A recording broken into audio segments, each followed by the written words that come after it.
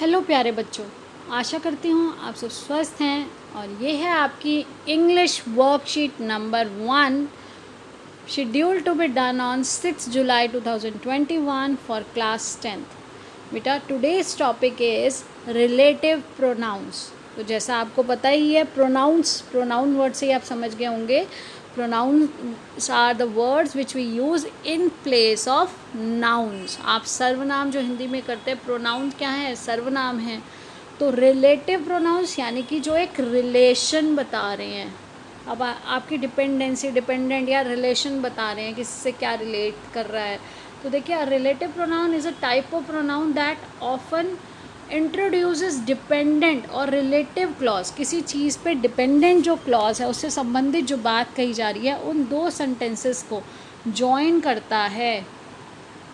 They also can stand alone as the subject और object in a sentence. वो अकेले भी हो सकते हैं, जैसे कि एक ऑब्जेक्ट ऑफ या सब्जेक्ट के फॉर्म में एक सेंटेंस में। तो देखिए, हु सबसे पहले है हु। आपको क्या पता है हु किसके लिए यूज़ होता है? एक पर्सन के लिए यूज़ होता है। Relates to people. जब कोई सब्जेक्ट में है, सब्जेक्ट के लिए कोई अगर बात बोली जा रही है, तो उसके लिए हम क्या यूज़ करेंगे? Relative pronoun who. The musician who wrote the song is French. वह म्यूजिशियन जिसने, उस म्यूजिशियन के बारे में जब हमने बताना था, तो जिसने लिखा है सॉन्ग, वो क्या है? वो फ्रेंच से बिलोंग करता है, वो फ्रांस का है। तो अब देखिए, हुम, अगर वही किसी व्यक्ति के बारे में जो ऑब्जेक्ट में बताया जा रहा है, उसके बारे में अगर बोला जा रहा है, तो रिलेट्स टू पीपल तो बेटा दोनों में है। देखिए यहाँ पे देखिए वर्ड ऑब्जेक्ट, तो यहाँ ऑब्जेक्ट में जब होगा the man whom you met on Saturday, you यहाँ कोई सेकंड पर्सन हमारी बात सुन रहा है। वह व्यक्ति जिससे तुम शनिवार को मिले थे इज़ कमिंग टू डिनर, वो आज डिनर के लिए आ रहे हैं। तो जिनको आप मिले थे या जिससे आप मिले थे, जो नहीं है, आप हिंदी करेंगे तो जो, म्यूजिशियन जो सॉन्ग, जिसने सॉन्ग लिखा वो फ्रेंच का है, तो जो। यहाँ जिनसे आप मिले थे या जिनको, तो हुम। इसके बाद देखिए बेटा, नेक्स्ट है विच रिलेट्स टू एनिमल्स और ऑब्जेक्ट्स। यहाँ नॉन लिविंग थिंग हो गई, या फिर जिसका आपको नहीं पता, एनिमल्स हैं या ऑब्जेक्ट्स हैं या एनिमल्स हैं, उनके बारे में जहाँ ऑप्शंस आ रहे हैं, उसके लिए भी आप क्या यूज़ करेंगे? विच यूज़ करते हैं। तो दिस इज़ द केक, ये वह केक है जो मैरी में, जिसे किसने बनाया था? जिसे मैरी ने बनाया था। Why refers to reason. आपको पता है वाई क्वेश्चन फॉर्म, तो वाई क्या कह रहा है? वाई रीज़न पूछता है। वाई हमेशा क्यों, क्या कारण है, क्या रीज़न है, वो बताने के लिए वो पूछने के लिए होता है। तो do you know the reason why the market is close today. क्या आपको पता है कि किस कारण से आज मार्केट बंद है? क्या कारण है? वेन रेफर्स टू टाइम, जब भी समय के बारे में पूछा जा रहा है या समय के बारे में बताया जा रहा है, समय से संबंधित कुछ बोला जा रहा है, तो वहाँ आएगा when. The day when the concert takes place is Saturday. तो जब वो कंसर्ट है, वो क्या है? वो सैटरडे है। जब वो समय आ गया तो वो वेन का यूज़ हुआ। वेयर, जब किसी स्थान के बारे में, रेफर्स टू प्लेस, जब किसी स्थान के बारे में बात होगी तो क्या आएगा? Where. This is the house where my son was born. यह वह घर है, यह दिस, यहाँ वह घर है जहाँ क्या, मेरा जो बेटा है वो, उसने जन्म लिया था। तो अब ये स्थान के बारे में बोला गया। हुज रेफर्स टू पोजेशन, किसी की स्वामित्व के बारे में, कि किसका उस पर अधिकार है। द बॉय हुज फ़ोन, अब यहाँ पे किसका फ़ोन? जिसका फ़ोन है।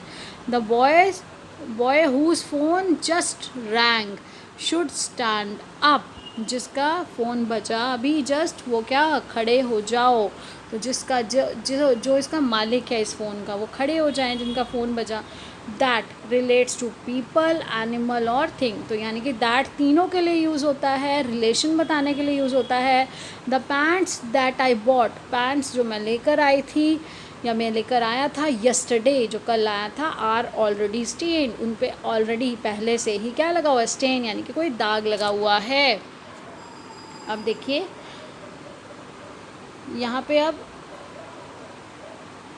Complete the following sentences using appropriate relative pronoun. तो अब आपको रिलेटिव प्रोनाउन का यूज़ करना है जो हमने अभी सीखे हैं। बेटा ऑप्शन को समझ के अगर करेंगे तो ऑप्शन से आप करेक्ट 100% करेक्ट ऑप्शन निकाल पाएंगे अगर आप उसके अंडरस्टैंडिंग के साथ करेंगे। देखिए, Lencho is a farmer. Lencho आपने फर्स्ट चैप्टर पढ़ा है, लेटर टू गॉड, उसी से संबंधित कुछ आपकी जो नॉलेज है वो भी यहाँ चेक हो रही है।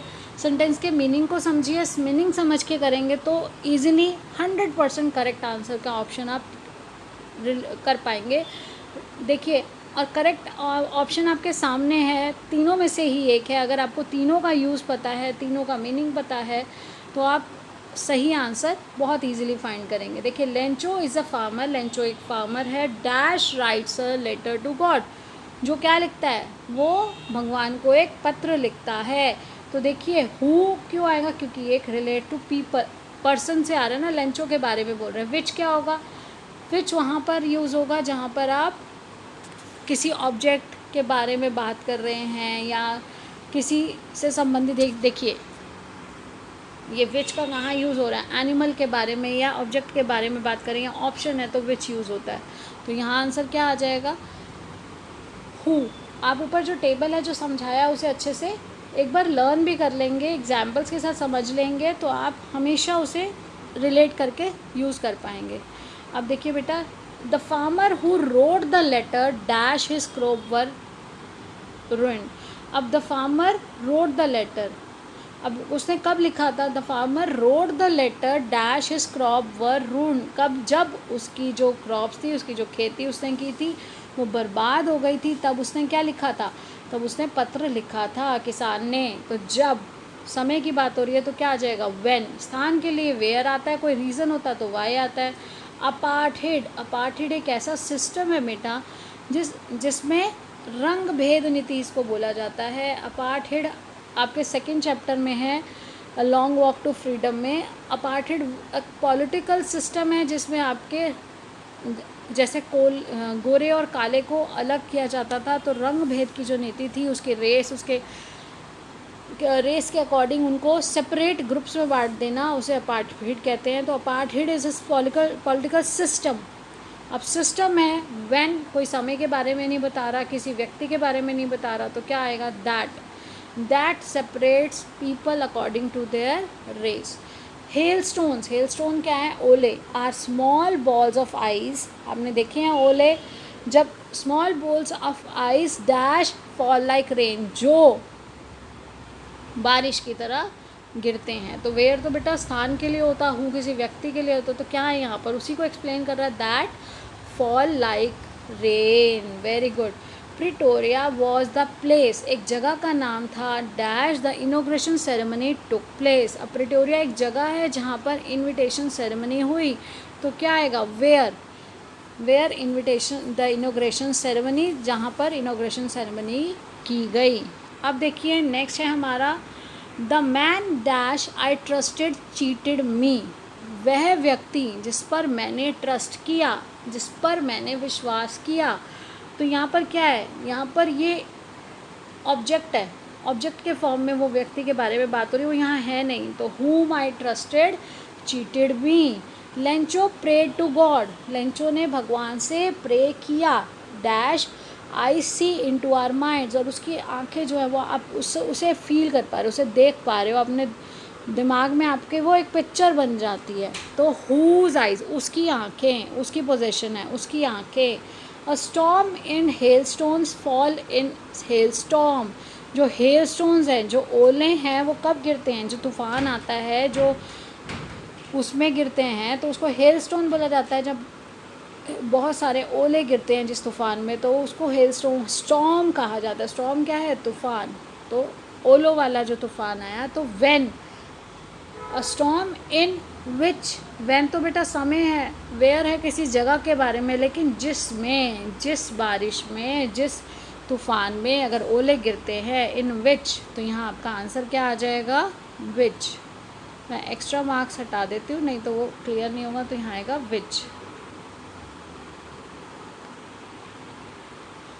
अब इसके बाद देखिए बेटा, नेक्स्ट है हमारा that was the reason dash Lencho set the rain drops were like new coins. उसने कहा दैट वॉज द रीज़न, या रीज़न दिया जा रहा है, रीज़न के लिए क्या होता है, that was the reason why, इसलिए क्योंकि, क्यों हुआ था, यही कारण था क्यों लेंचो ने कहा कि जो रेन ड्रॉप्स थी, जो बारिश की बूंदें हैं, वो न्यू कॉइन्स हैं। बड़े वाले को उसने बड़े जो देखो सिल्वर कॉइन्स, और उससे उसने उसको कंपेयर किया कि वो उतने ही जो रेन ड्रॉप्स होंगे उसकी फ़सल अच्छी हो जाएगी। जब वो पहले बारिश को उसने देखा तो उसने सोचा कि अब उसकी फ़सल अच्छी होगी और उतना ही उसको मनी मिलेगी उसको सेल करने के बाद। लेकिन अनफॉर्चुनेटली उसके बाद वो हेल स्टॉर्म में चेंज हो गया, वो रेन ड्रॉप्स हेल स्टॉर्म में चेंज हुई, तो उसके बाद उसका सब रियून हो गया, सब बर्बाद हो गया। This is the place dash Vasco da Gama landed. अब बेटा प्लेस के बारे में बात, जगह के लिए कौन सा वर्ड यूज़ होता है, where. This is the place where Vasco da Gama landed, जहाँ पर वास्को ड गामा पहले पहुँचे थे, ये वह जगह है फर्स्ट उन्होंने जहाँ पे वे पहुँचे।